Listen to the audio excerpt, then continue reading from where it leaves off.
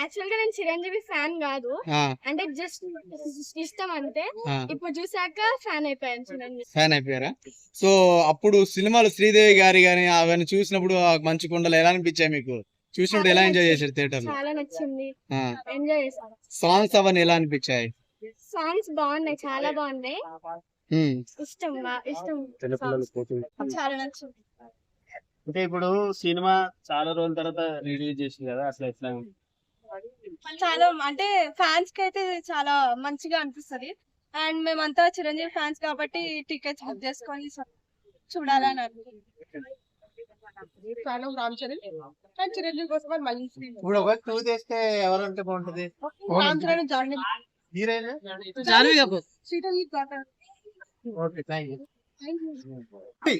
ఇక్కడే వచ్చింది అని మేడం, నిజంగా మేడం మేము చూసిన తర్వాత శ్రీదేవి బతికొచ్చింది నాకు అర్థం అవట్లేదు మేడం.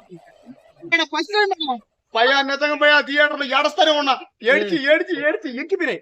దేవుడా చాలైనా మేడం, శ్రీదేవి మళ్ళీ రావడం చాలా ఆనందం ఉంది. నేను జగదీకుడు అతులు వస్తుందని సినిమా థియేటర్ పుట్టా, నేను పుట్టా. అప్పుడు పుట్టిన తర్వాత ఈ సినిమా హిట్ అయిందట, నాకు అది అర్థం కాల. కానీ ఈ రోజు నాకు అర్థమైంది, ఈ సినిమా 1000 కోట్లు దాటేసింది ఇప్పటికి. ఏది జగదేకుడు అతులు వస్తుందని ఈ సినిమా 1000 కోట్లు దాటింది. ఇదంతా ఎవరి వల్ల? నా వల్ల. తర్వాత మీరు అంటూ ఈ సినిమా రావడం వల్ల.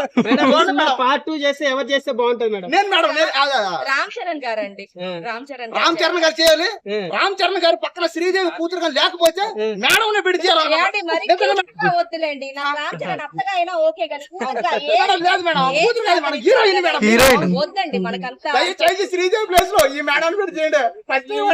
ఇదేదో సినిమా ఖచ్చితంగా ఈ సినిమాను మనందరం ఆడేద్దాం. ఎందుకంటే ఈ రోజుల్లో ఇలాంటి సినిమాలు ఎవరు తీయలేరు. గోడేవాడు అన్నాడు ఏమని, ఇది వేస్ట్, ఇది ఇలాంటి సినిమాలు ఈ రోజులు ఎవరు చేయలేరండి. కరెక్టే, ఈ రోజుల్లో ఇలాంటి సినిమాలు ఎవరు చేయలేరు.